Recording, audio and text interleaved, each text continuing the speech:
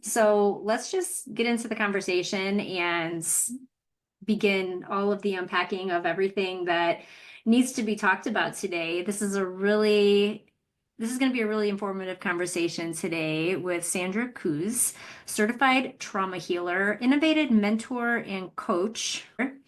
Um, Sandra is the author of Transformational Trilogy, book one being Journey to Yourself. And Sandra, I'm just so happy to have you here today. I know that this is going to be a really resonating conversation for many of our listeners today. Thank you, Sarah. I'm so glad to be here. Yes, thank you. This is, I think, something that a lot of us shy away from digging deeper into because it's not necessarily fun work to go back to things that were traumatizing in our past, right? And try to sift through them and figure out how they're affecting our lives as adults. But you've really dug into it. You've had a lot of different points in your life that you have needed to seek healing from. And you've created something entirely different that was necessary because what was available wasn't helping you. That's right. Tell us how it started for you. Well, I guess it started with my journey.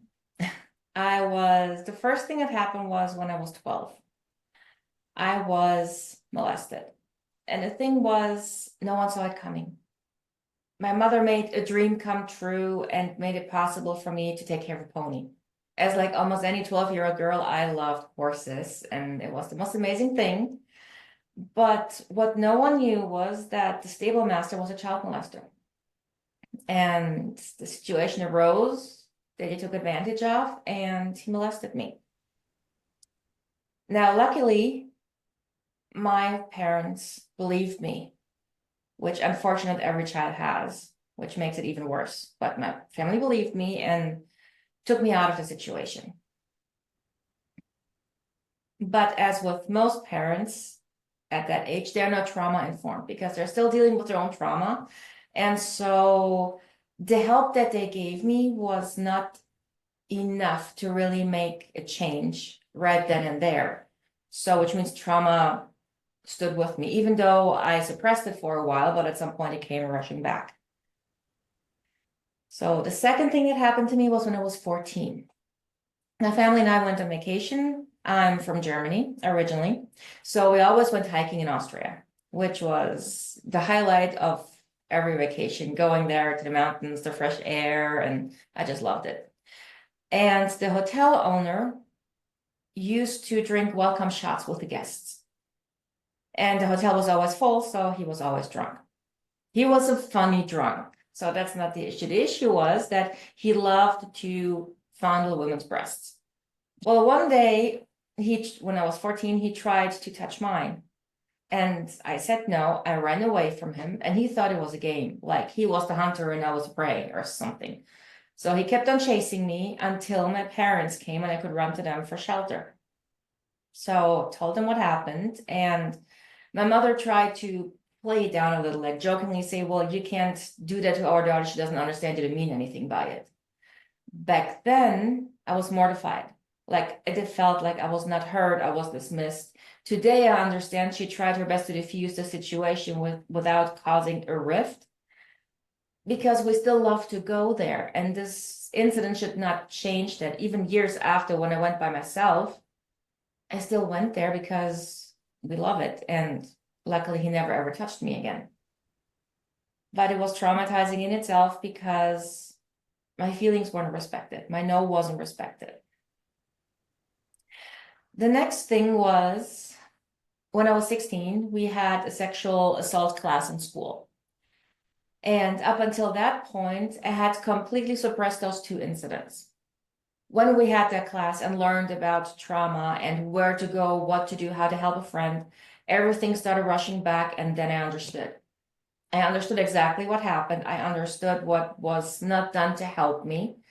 And this haunted me until the day I was able to fully heal. Now, when I was 16, it also started bullying in school. I was bullied from at least half the class and part of the neighboring class for a year.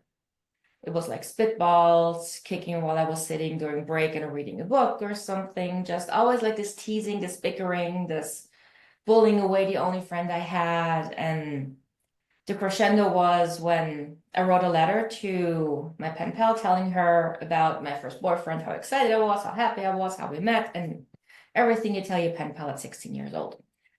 Well, my classmates found that letter, made copies, and distributed it in the whole school. Today, I can laugh about this, like how ridiculous. But back then, I felt so ashamed. I felt horrible. And the thing is, I told my grandmother that the kids were bullying me, and she said, ah, just ignore them. They'll just stop. Well, they didn't. So again, I was left without support because she didn't understand what I needed, which was talking to me from my level of understanding, not from the adult who knows, yes, the bullying is going to stop. But for the teenager, it was hell on earth at this moment. Then other things that happened from the age of 19 or 25, I was sexually assaulted several times. At the age of 22, I was raped from my then boyfriend's best friend. And when I went to my boyfriend and told him and asked him, well, what you gonna do? And he said, he's my best friend. I'm not gonna do anything. So again, I was dismissed and I was put there as something that can be just used and discarded. Then about a couple of years after I was raped, I went to see a psychologist. Simply because I didn't like the person I had become and I wanted to heal and feel better. Getting my life back, getting back out there. I was secluding myself. I was gaining weight so that men would just leave me alone. And I just wanted to feel better. So I had my intake session with him. I told him what happened and he asked some question. We discussed it and I didn't cry. I didn't sob. I didn't have panic attacks or anything. So he completely misunderstood that because after our intake session, he said, well, I believe he already worked through it all. What am I supposed to do? Which means he was not trauma informed. And that really is the key issue in the mental health system today.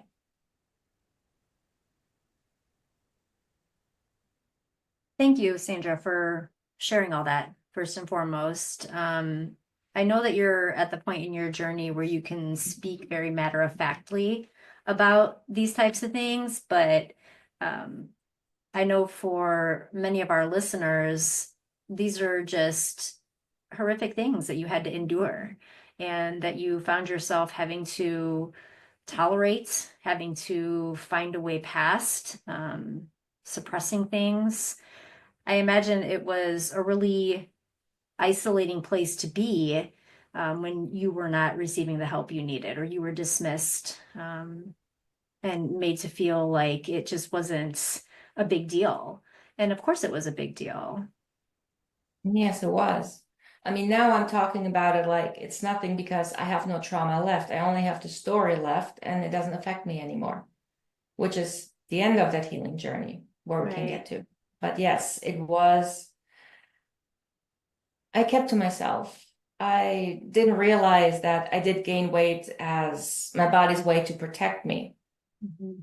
So I just felt miserable about myself. I didn't like the way I looked. I didn't like the way I felt. I started self-sabotaging.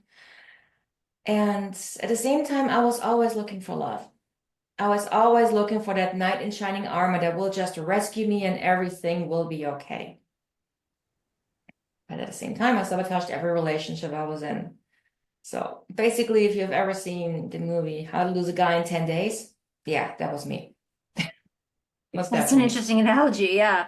Um, Tell us about what got you to the point of seeking out something different, how you sought that out, how you discovered that on your own, because it wasn't available to you when you were looking for it. Right. Well, after a meeting with the psychologist, I just hit rock bottom. And it took me a while to realize that. I just gave up. I was like, if not even professionals can help me, what am I supposed to do? There is nothing out there. And I had no idea where to go, what to do. Because if you have one class about sexual assault and support when you're 16, that's not enough. You should have that every year, starting with kindergarten, because how many people are traumatized as a little child and they don't even know that they can seek help. So this is something else that's lacking in the school system. But anyways, I had to come to a point where I was at rock bottom, where I had to make a decision. This is my life and nothing's going to change, or I'm going to fight for myself and find a way out of this. And I'm Leo. I'm a fighter, as we usually are. And I was like, I'm not going to give up on this. I have plans, I have goals, I have dreams, but right here, they're not going to come true. I didn't understand that I was self-sabotaging, but I knew I wanted something different. And when you think about the whole mindset shift, it takes one decision to shift your mindset. And without realizing what I did, this is what I did. So, which means there were basically two very important moments in my journey that gave me the puzzle pieces that I needed to start healing, or to understand what it meant to heal and what has to happen. So basically the groundwork. The first one was a very spiritual one, energetic. So I had a friend who was very spiritual. His father was a Reiki master. At that point, I had no idea what Reiki was. But he one day came to me and he saw how miserable I looked.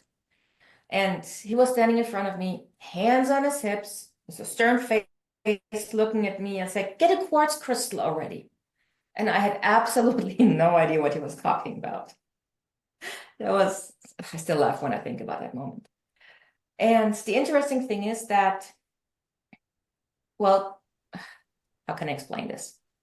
It has been scientifically proven that crystals emit energy, vibrations on the infrared and the violet spectrum. So we can't see it, but it can be measured. And when you put those crystals close to your body, you actually see how the body's reacting to it with their own biofield energy. Without getting too technical, so there is actually scientific proof that this actually worked, which I didn't know back then. So he told me to just take the crystal and meditate with it. I had no idea what meditation was, but I took it to bed with me and held it in my hand. So that was the best I could do with the knowledge I had. At first, I felt nothing.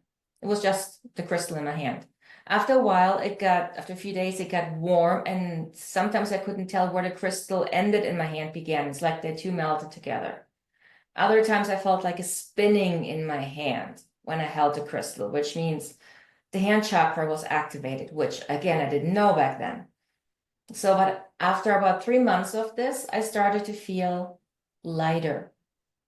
I started to be more outgoing. And the first time I truly realized that was when I went to a dance recital with my family. We were big in Carnival, dancing on stage, and they were practicing.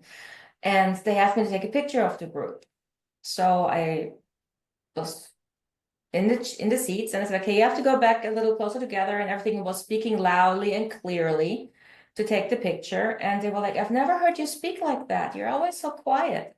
So that was the first time I realized something had changed. Now, that was the first moment where I realized that the crystal had actually helped. I didn't know how, I didn't know why, but something had shifted. The next key moment was when the last boyfriend I had before I met my husband broke up with me. He was saying very calmly, and as a matter of fact, that he was just married to a woman who had mental issues and he didn't want to be dating one. Now, he wasn't mean. He was really matter of fact and just saying that. But this was the puzzle piece I needed to understand where trauma healing begins. Because after he said that, I was sitting down and I was thinking about what I was doing in a relationship. And that's when I began to realize how I was sabotaging them. And how all of those relationships broke apart because of my fear, my self-sabotage, my doubts, my triggers. And then I decided that I'm not going to have another relationship until I am the person I want to be in a relationship. So those two key moments gave me the starting points of how we have to heal trauma. You have to think outside the box, and you have to go within and look at everything. Question why you feel, why are you angry right now? Why do you feel so stressed right now? What just happened? So really go inward and ask yourself why, and go to the root cause of that trigger to understand it. Right. Something that I love that you said within all of that, that I think doesn't have enough emphasis put on it, is the need to heal yourself before you be in a relationship with somebody else. And I think that's something that doesn't really come to light until you've had a lot of maybe we'll use the word dysfunctional or toxic or maybe just hard relationships, right? Right. Along the way, right? You usually don't Yes. come into that knowing that it's something that you can change within yourself and need to change within yourself. And it's nobody's responsibility to do that but you. You can't look outside of yourself for somebody else to fix that or fix you. Exactly. Because otherwise you're just repeating the same cycle. Right. So And healing not gets knowing. the cycle. Yes, exactly. And not knowing how or why you end up in relationships that just ultimately fail or are unhappy, Yeah, right? exactly. So, what did you do with all of that information? How did you take what you had learned about things like energies within crystals and learning about how to go within yourself and do the self-healing and self-reflection, that mirror work? How did you take all of that and create a unique modality that actually is a true and real tangible thing that can help other people? Well, modern medicine doesn't tell us the importance of energy because we have a physical body, we have a mental, emotional body, and we have an energetic body. And it all works together. So we have to focus on all of that. So the one moment that really got me into deciding that I was going to build something that actually works was when I was already a Reiki master and was giving Reiki treatments. Always after each treatment, my clients would sit with me for a while so I can see that they're grounded, that they're feeling okay. And they all started opening up about their trauma to me without me giving any thought about being a trauma healer. They just felt comfortable opening up to me. And the stories about seeking help were usually similar. The other said, well, I've been with my therapist for years and I still don't feel any better. I've been with my therapist for 5 years now, and now he said, well, we did everything we could. I can't help you anymore, without giving them a suggestion what else to do. Others said, my story triggered my therapist. Well, if my therapist can't handle my story, how am I supposed to? And I just thought, this can't be it. Seriously, this is ridiculous. And this is where I made the decision, again, decision, mindset shift. I want to create something that actually works. And so then I got like, over the next few years, I got all the pieces that I needed to design this approach, which right now I call it full circle trauma healing, because it is the full circle, like closing it and finishing it, but I'm sure something better will come along.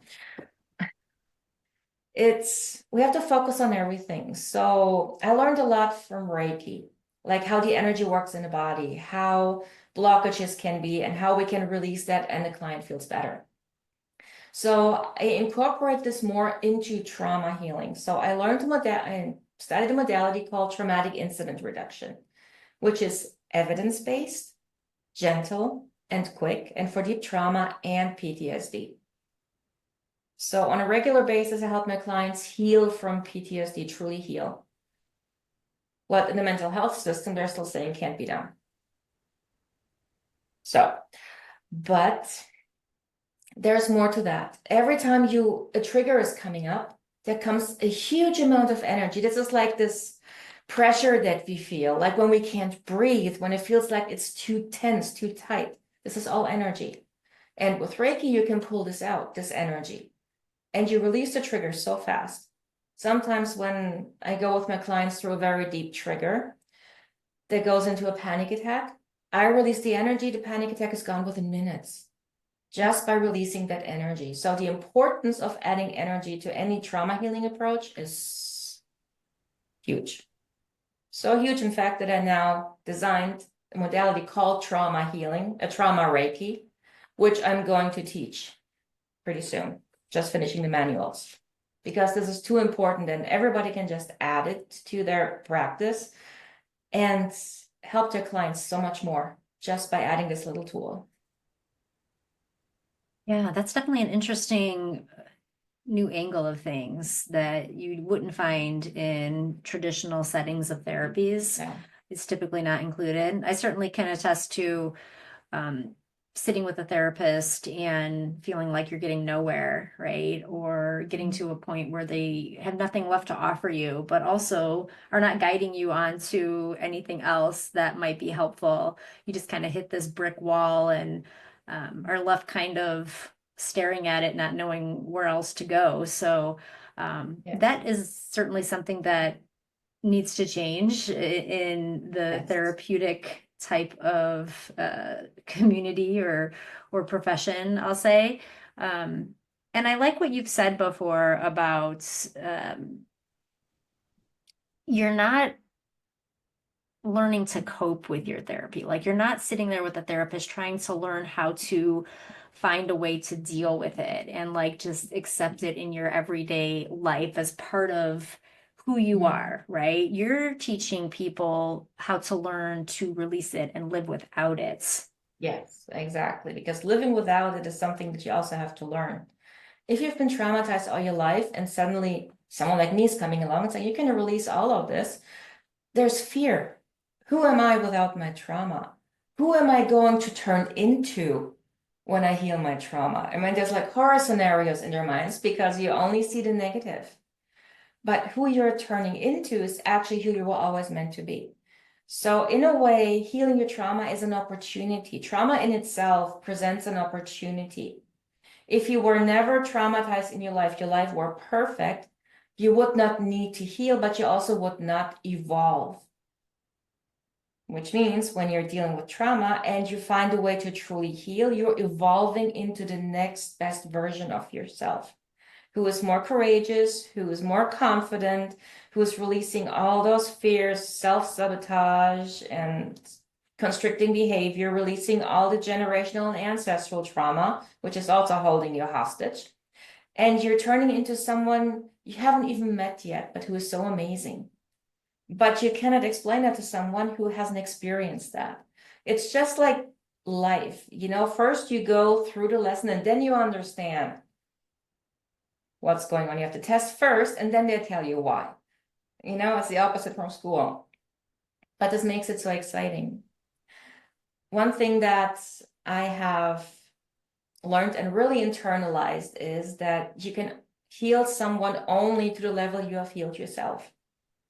Which means if you're trying to help someone heal from PTSD, but you yourself have only learned how to cope with your own PTSD, you cannot help them heal because you have never experienced that.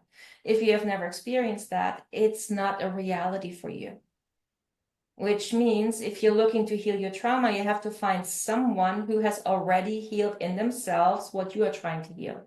Because that person knows it's possible and that person can help you. It's basically going to somebody who has no idea where you want to go, has never been there, and asking them for directions, right? Exactly. Um, and getting to the point where you're living without it, when we started this conversation, you described a lot of what you have been through. And as I mentioned earlier, that's shocking to a lot of people. And I know it's not something that is unfortunately unusual. I know there's a lot of people who navigate things like sexual abuse. But the way you speak about it so matter of factly at this point is something that has only become true for you because of the way that you have healed yourself. And you described it in a previous conversation about how you talk about it now is no different than how you would talk about talking about what kind of flooring you have or what color Hmm. paint you want on the wall. Like it's not emotionally charged energy, emotionally charged conversation for you anymore because it's just is. Exactly. And that's a beautiful place to be. Right. And I think that that's something that isn't found with any, certainly not with any expediency in the traditional way of doing therapies. No,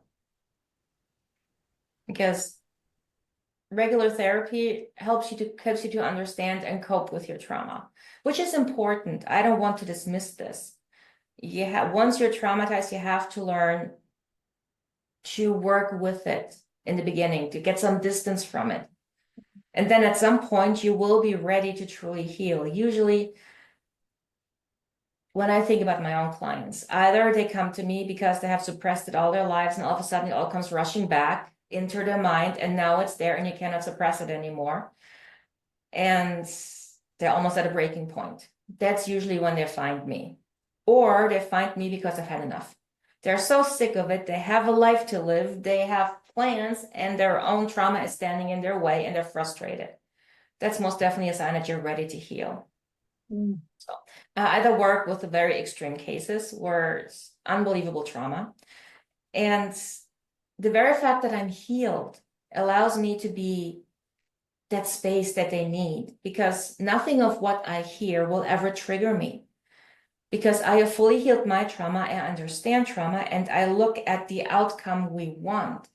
So I'm not allowing myself to get emotionally drawn into their story, as horrible as it is. I'm the rock and they can fall apart because I'm there to catch them because I've done the work. So this Right. allows me to really help them through even the deepest trauma. And you know, when you sit there and you see the spark coming back into their eyes for the very first time because they've released something so heavy that's so beautiful to watch, like that hope, that peace is coming back. That's so worth it. Yes, I imagine that it is. You had said something a little bit ago that sparked a question for me, and you mentioned that when you are not very far removed from what has happened, you do need to distance yourself from it in order to survive, really, right? In order to keep like living your life every day. And Yeah. sometimes that does find you in more of a traditional therapeutic setting. Would you say that there is maybe like a tier of therapies that is necessary? Or is it something, is there layers of healing that you have to go through before you reach the type of work that you're doing? Yes, I would definitely say so. First, you need to acknowledge that you have trauma, which is difficult in itself. Mhm. Then you need to learn to cope with it, meaning you learn to create your life around your trauma. In the beginning, that's how it has to be so that you can come back to functioning, especially when a trauma is extremely intense or you had flashbacks that just came back you didn't see coming from childhood. So you have to learn to cope with that. So yes, therapy is important to get this first little bit of distance. But that's Mhm. where most people get stuck. They create their life around their trauma within the limitations trauma sets and then work within those parameters. I was at a speaking event not too long ago here, and some women said, trauma is my superpower. And I was like, what? I don't get this. So basically, you're choosing to struggle because why? Mhm. I don't get it. But then Would you? it's part of the coping. You know, Mhm. coping with it, making the best of it, acknowledging you have trauma. Okay, that's good. You need to. But at some point, then what? Is this all you want from life? Or do you want to go back to liberation, happiness, doing exactly what you want, going for your dreams and making them happen because trauma is stopping you from doing that.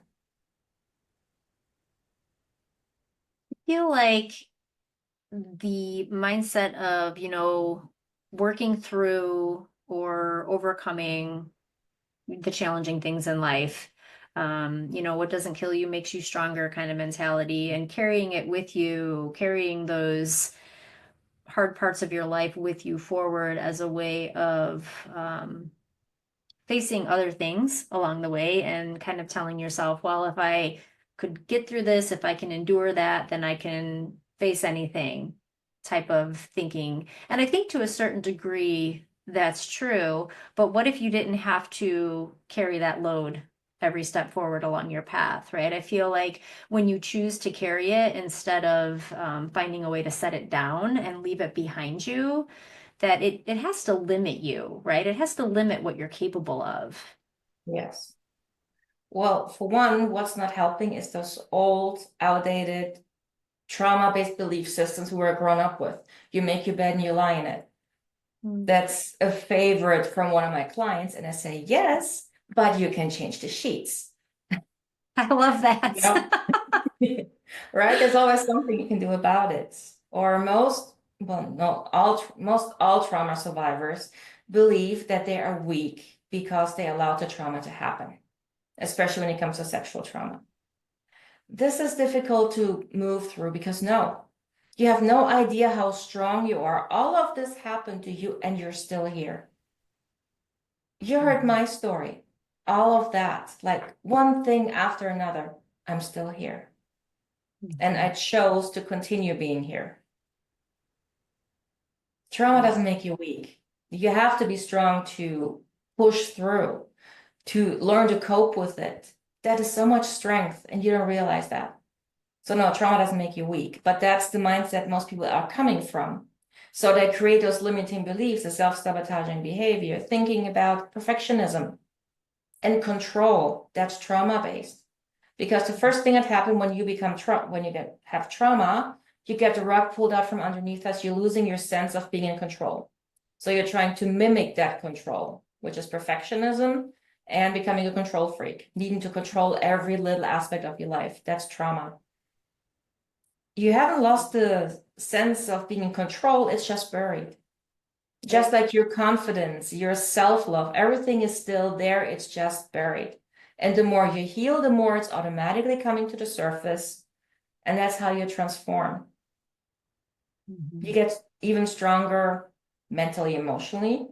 Your confidence is coming back, meaning you walk into a room and the heads just turn and you just feel like yourself. You don't even know why they're doing that because the confidence is natural. It's naturally there. It's not something you're trying to fake it till you make it. It's natural, it's authentic. And that's what trauma healing does.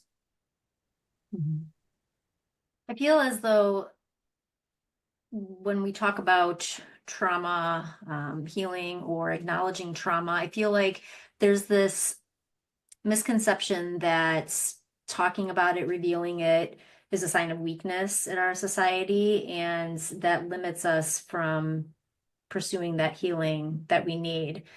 Most people have experienced something or endured something that they need to sort through, right? Big T, little t, maybe a combination of both. But any type of thing that happens that makes us feel like there is shame or guilt surrounding it, we're hesitant to talk about or hesitant to be transparent about, because for some reason in our society, we have created this illusion that if you talk about things like that, it is somehow making you weak, right? Somehow othering you, and not remembering that everybody has things they need to talk about. And if we could just normalize that as a Yes. culture, then I think a lot of people like yourself would be more visible in the healing community, the things that are actually working, right? Mm-hmm. Very true. Well, we are visible, but in the mental health system, we are called peer support. It's interesting. Yes, I just heard it a couple days ago. My friend is taking a course. Yes, we're peer support. We're the ones who healed our trauma and we're supporting everybody else. I was like, no, I'm not. So yes, that definitely has some room for improvement. But Mhm. yes, the thing is that we are in times where everything is shifting. So trauma is becoming more mainstream because of social media, which is a good thing because more people talk about it, but it triggers the former generations. So the first time I was giving an interview about my story when I first started with my business and everything, and I told my mother, and she was like, "What does your husband think about that?" And I was like, "What do you mean?" "Well, what if your neighbor reads this in the newspaper and comes over and talks to him?" I was like, "So?" Because from her upbringing was you don't talk about things that happen because what would the neighbors think? Okay. Right. So now my mother is my biggest supporter, but she had to heal that limiting belief from her. Because look at where our generations came from. They're all raised from trauma. Generation after generation passed on the wisdom through their traumatized lens. But we are now saying, well, no, we're done with it. So just imagine me having issues because of sexual assault, and I'm having a son. If I hadn't healed my trauma, how would I raise my son? Not to Mhm. sexual assault women or to be their protector. Because if I hadn't healed my trauma, I would have carried this on to my child. Like my mother and grandmother carried it on to me. So, but by me saying I'm changing that, this stops with me, I'm healing my trauma and I'm done with it, I can raise my son in a completely different way, much more empowered than I ever could, still being in the traumatized space, like every man is out to get me or something. This is also something we have to think about because our trauma affects our children, because we would raise them from our own limited mindset. We don't know how to teach to be empowered when we don't know how we would feel empowered. There's another aspect. Right. I absolutely believe all of that with the way generational traumas move forward. It's certainly prevalent in my family history, and you get to the point where you start trying to pull it apart and sift through all of that type of heaviness. How do you help people with that aspect of things? Especially like you described, like your own mom was like, we don't talk about that. Like, why would you share that? That's absolutely the energy in my family as well, of we don't do public displays of the hard things, I guess, or the challenging things. We don't share that. And absolutely it affects everybody down the line. How do you help people start to just remove themselves from what happened and what was the truth of the generations that came before them? Well, I work with my clients in this way in two ways, depending if it's ancestral or generational. So generational trauma is up to the generation that still exists in your Mm. lifetime. So let's say grandparents, maybe great grandparents, or someone who can still talk about them. Yeah. And then ancestral is further back until the beginning of time. So with generational trauma, I start to unravel the history of the imminent family. Like, okay, well, how was your mother's upbringing? How was your father's upbringing? To explain to them why their parents treat them in this way because they were brought up this way. Or how they, if they don't know their grandparents, how they possibly could have been brought up. So if your mother, for example, is constantly saying, well, girls are quiet, girls don't talk, or they favor their sons over their daughters. That speaks a lot to how they were treated as a child. So I'm trying to unravel that and have more the compassionate part for, yes, they treat you like this, but this is what possibly could have happened, to give them a different way of looking at things. So, oh, okay, that would explain why, which in this moment, the forgiveness already starts seeping in a tiny bit, more understanding of why. And this already starts helping them unlink from the relationship. And then, of course, I help them to heal the trauma that their parents caused them while unraveling why their parents did that. Because there's always a reason why we behave the way we do. We're not born like this, we're created like that. Mhm. So when it goes into ancestral healing, then I use a more spiritual approach where I use the Akashic records to go into the records of the family and unlink the trauma from the whole family. Sometimes there's a traumatic event, let's say 10, 15 generations ago, that was never healed. So let me give you an example. I had a client who had back pain in the middle of her back. And she said she went to get it tested, x-rays, everything. Doctor said, it's nothing. There's nothing there. And she said, okay, well, my mother and grandmother had the same thing in the same spot. I was like, oh, okay, that's a pattern. And where there's a pattern, there's a place of origin. So then I go into the Akashic Records system that I designed myself. And I ask where this is coming from. And this was like about 10 generations ago.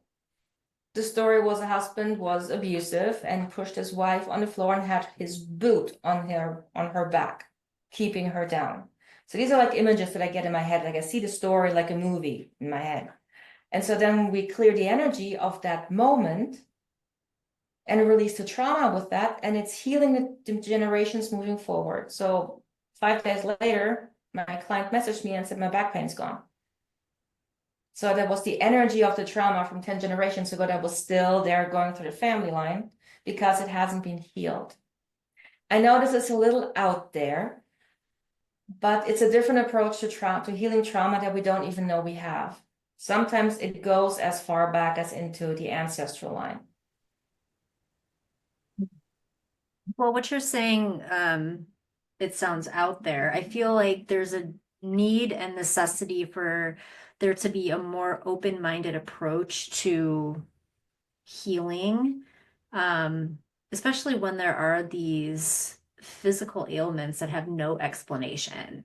There must be some reason for it. And what is the harm in trying something entirely different that is outside the westernized parameters, right? I feel like there's no reason not to try.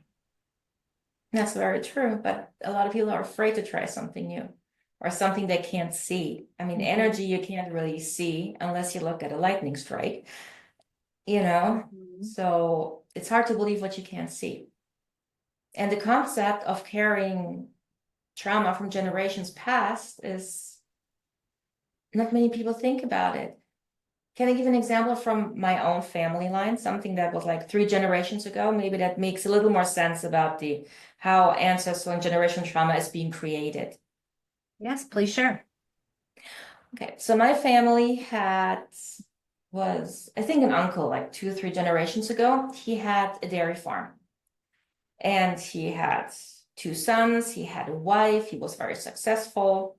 He was happy. Then his wife died unexpectedly and he couldn't deal with that loss. He began to drink, he began to gamble, and in one night he played the whole estate, everything away in one deck of cards. So, and that dairy farm is still owned by the family who won that card game. Yes. Aside from the fact that it's very frustrating, it's the story then is that he lost everything. His children lost everything. So imagine what this does to a family, how the belief system of his children changed. They lost their mother, they lost their father to alcoholism, and then they lost the only home they ever knew. They lost their inheritance, they lost everything, and they had to start completely fresh. Now imagine what this does, what they're teaching their children. That live within your means, you never know how long you have it. It could be gone in a day. So, and their children pass it on to their next generation. So, and this is carrying on. So when I look into my ancestral line, I think I'm the first one who has her own business. I'm the first one who has actually published a book. You see, so like staying within your limits, stay within your lane and work hard and make sure you always have enough. And, all those limiting beliefs coming from this one moment in my ancestral line. Wow. And we don't put enough focus on what happened in our ancestral line to understand why we behave the way we do. Because a lot of that has to do with the previous generations and how we were raised because of their beliefs. Right. Right. Those messages that are passed forward are very formative in the generations that come before them. And it isn't like the Chinese telephone effect, I feel like, where, that message gets distorted when there is something as prominent as losing your livelihood and um, how that shaped everybody involved. That is a very distinct message that doesn't get blurred, right? Moving forward, and everybody just continues to believe the limitations that came from that one person's decision to drastically change the trajectory of the entire family. But it didn't mean it had to be everybody's story, but that's the story that we believe. Yes, exactly. And then you see all the fear that was carried on through the generations of fear of loss, the fear of losing everything. So don't try, it's going to be gone anyways. You can lose it in an instant. And not trusting yourself to do what is meant for you and instead just doing what is assigned to you, I feel like. Exactly. And this is a very fascinating subject that is not really explained enough. I mean, there's so many different ways of ancestral and trauma healing and generational, past life, karma. We all have heard about it, but no one really understands the concept or that we can actually change something simply by healing ourselves. That you can open the doors for your children simply by healing your trauma that was passed down through generations up to you. And so you say, nope, that stops with me. I'm healing this no matter what it takes, so my children don't have to go through this. For somebody that is not within the healing, you're not a healer yourself. You're not somebody that can fully understand all of the dynamics of what needs to happen. How does somebody know the difference within themselves, within their own journey, um, whether they are coping with something or whether they are truly healed? Well, this metaphorical glass ceiling that we always hit at some point? That glass ceiling is there to show us what we still need to heal until we get to the next level. Mm. So let's say you want to be more outgoing. You want to be in business. You want to go into those meetings and feel more brave to speak up because you always stay quiet. You have so much to say, so many good ideas, but you stay quiet and someone else picks it up and talks about it because they're not afraid of speaking up. Then there's an issue with not feeling brave enough to speak up, to make your voice heard. Which would mean most likely you were shushed a lot as a child. You were supposed to be quiet. Your opinions weren't taken seriously, and so on and so forth. So how you do that is you question yourself, why am I so afraid of speaking up? And then you need to follow that thought, like images, like you go into the past in your mind, like what happened then, and so on and so forth. And the key is not to be afraid of what you're going to see, because what you're going to see has already happened, but it's still there keeping you stuck. So it's not allowing you to speak up because that fear is attached to whatever memory is most profound and visible in your mind. So once you understand that, you can start to release it by focusing on it, understanding the story and understanding that what was said was not right. And it is not something that you're supposed to carry on with you. So you start to challenge yourself. You start to speak up a little more. Sometimes you get so angry and frustrated with yourself that you're just blurting out whatever just wants to come out, which is a side effect of getting your voice back. Sometimes I have clients who tell me, I just bit my sister's head off. Now it's like, congratulations, your throat chakra is opening. Not the best way to do that, but you're on the right track. Now forgive yourself and move on. It's part of it. So getting your voice back means you need to challenge yourself to actually talk and not be afraid to give your opinion. And like I said, you have to look back in time where you were silenced, where your opinion wasn't heard, where you were made to feel like you don't matter. Because those are the parts that cause you're not speaking up or setting boundaries. Setting boundaries is the greatest act of self-love because you're standing up for yourself. Setting boundaries is terrifying because you actually have to tell someone no. And if you're not used to that, it's the most terrifying thing. But So you need just to do more of that. Is that one way Sorry? to do it? Just start doing more of that. Just Exactly. in Challenge small yourself. What's ways. the worst? Yeah. What's the worst that can happen? That was really helpful to hear that. Thank you for sharing all of that. Of course, I'm glad. I know that your book trilogy is in progression, right? We are currently on book one, The Journey to Yourself. Yeah. And that's really exciting to know that there's more of that coming forward. Can you share a little bit about what's to come? Sure. Well, the trilogy is called Journey to Yourself. The first book has the subtitle How to Heal from Trauma, written by someone who did. The second book is called Journey to Yourself, How to Unbecome Who You Were Taught to Be. So in the first book, I talk about my story, but it's also a workbook where I unravel trauma and put it in an easy to understand format with room for notes, with challenges. So really to help you start the healing journey. And the second book is about the limiting beliefs, the self-sabotaging behaviors, setting boundaries, what I just said, to really understand why you do the things you do and how you can release those things you do to get even closer to who you are. And the last book is Journey to Yourself.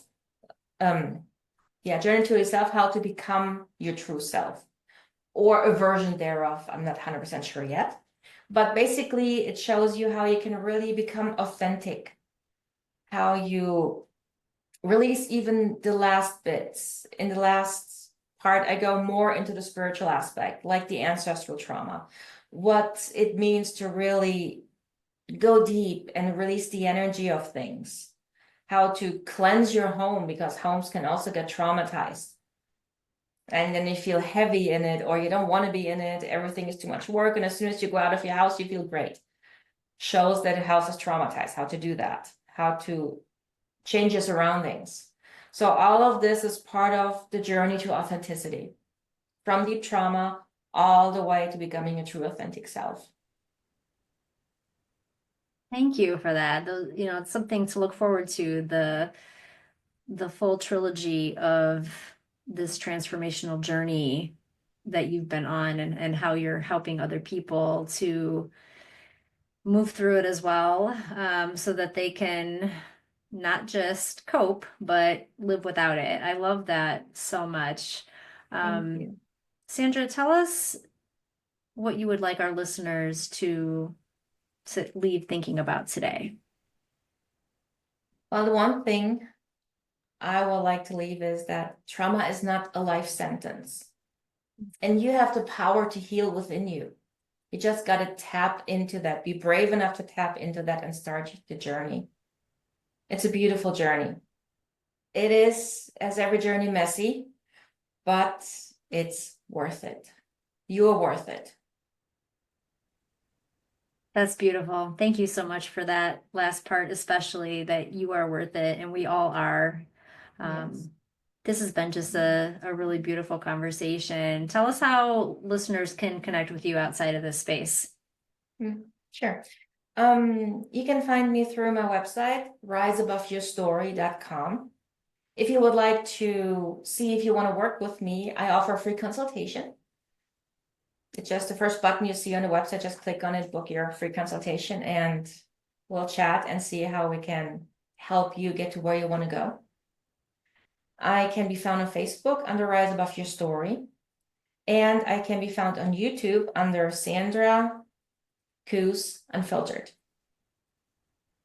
Amazing. And of course, all of these ways to connect with you will be just in the show notes, clickable, so people can find you very easily, including the free consultation link to help people easily explore how you can help and how you can just help them elevate their journey here.